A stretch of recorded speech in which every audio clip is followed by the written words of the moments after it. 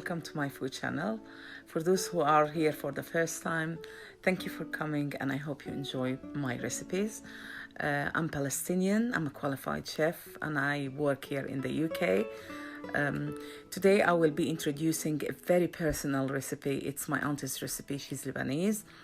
It's called ras بحليب in Arabic, which it's nearly like you can say like milk buns.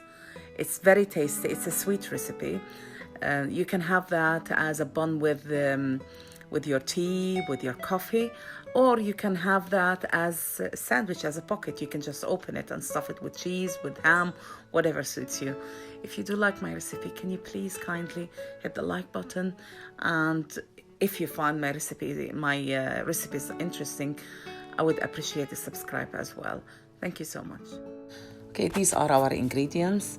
If you struggle with the Mahleb and mastic gum, you can go on Amazon and you will find them. So here I have sift 500 grams plain flour. And I'm adding my mastic gum. Mastic gum, I have ground that with a bit of sugar. This is my Mahleb. And I will be adding my baking powder and yeast as well. I will mix all the dry ingredients and start preparing my milk. Now the milk we are preparing is sort of like a condensed milk. Now don't use ready-made condensed milk because it has a lot of starch and it wouldn't give the same effect like this one.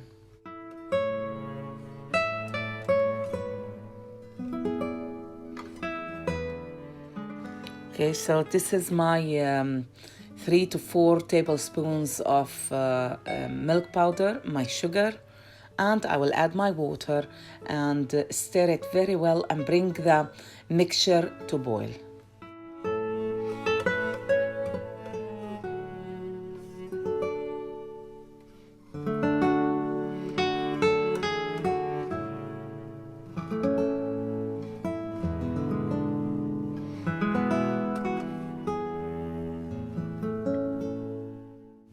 When it starts boiling, we will add our rose water and orange blossom water as well.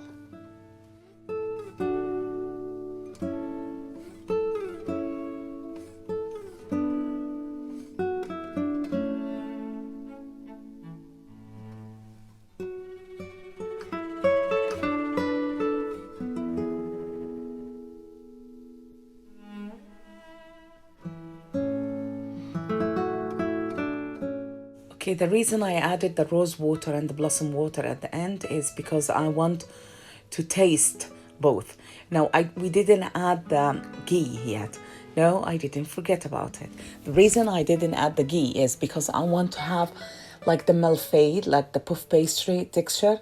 So this is why I like to add it at the end. However, I'm not going to make a layered one. So I will just add it once and play with it only once. So it's up to you. If you want to add it with the dry ingredients at the beginning, that's fine. Now, we will combine with the wooden stick or a spatula because it's extremely hot. So to avoid burning yourself, do that.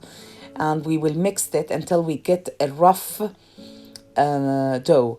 Now, you can keep dipping your hands into water just to make it easier for you. Each time you are struggling to work the dough out, leave it for half a minute or a minute and then come back.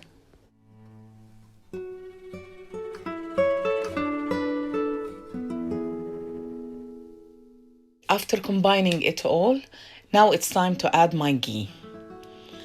This is homemade ghee. I have a link. It's very easy to do it. I highly recommend doing your own ghee. And I'm adding it and combining. Now, all the dough has to absorb this, so you have to do it in stages. You have to be a bit patient here.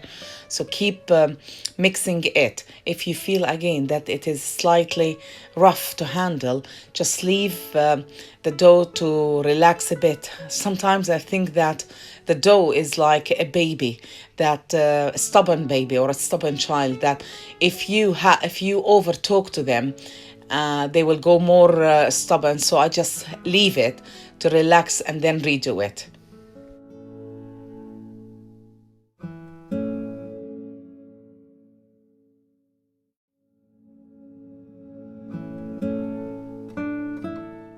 when all the ghee is absorbed and you have a smooth and soft dough, cover it with a cling film and leave it for 20 to half an hour. It depends on the kitchen temperature. This is after half an hour, it doubled its size. As you've seen, it really doubled its size. Just combine it all, take the air out, and then we will start dividing our dough. Now the original recipe just make like a bun shape, so they use a pastry cutter, a round one. However, nowadays people has got this craze to use ready molds like silicone molds or metal or wooden molds. I don't recommend, because this recipe has got a lot of yeast, so you wouldn't get that look of the mold. So it's just wasting your time. Others do it like a ring.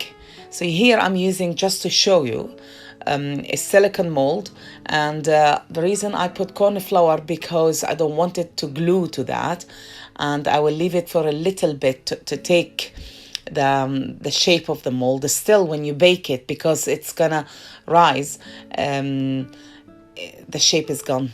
Another way to do it is to make just a long sausage shape, like a long roll, and close it as a ring. This is as well is very common.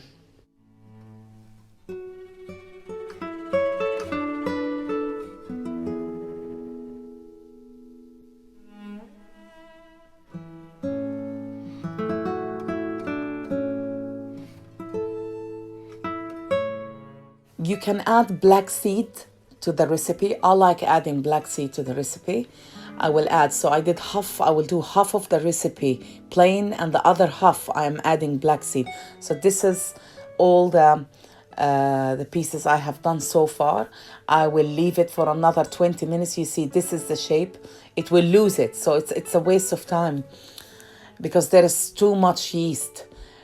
Too much like leavening agent or rising agent in that. Here I'm adding the black seed, combining to it well, and then do it. Now you can have this recipe again with a cup of tea or a cup of coffee, or you can have it as a pocket sandwich. You can just open it.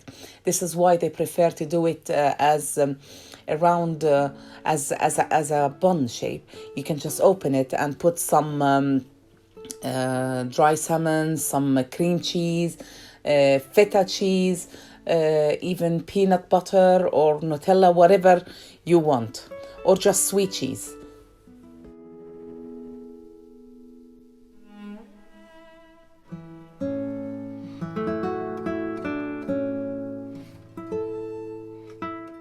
I will glaze all my ras الحليب with milk, not with egg, because I don't want it to burn, and I will bake it in an oven with no fan on 180, and nearer the time I will do this. This is called like شربات syrup, which is the cup of milk and sugar, and I will boil it in the oven.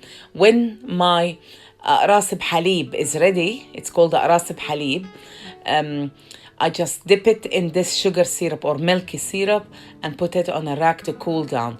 My advice, don't eat it straight away, because it will taste soggy. You have to give it a bit of time, like half an hour or an hour, and then eat it. The smell is super amazing. The taste is so delicious. I do recommend you trying this recipe. I hope you like it, and please do not hesitate to text me on Instagram or Facebook.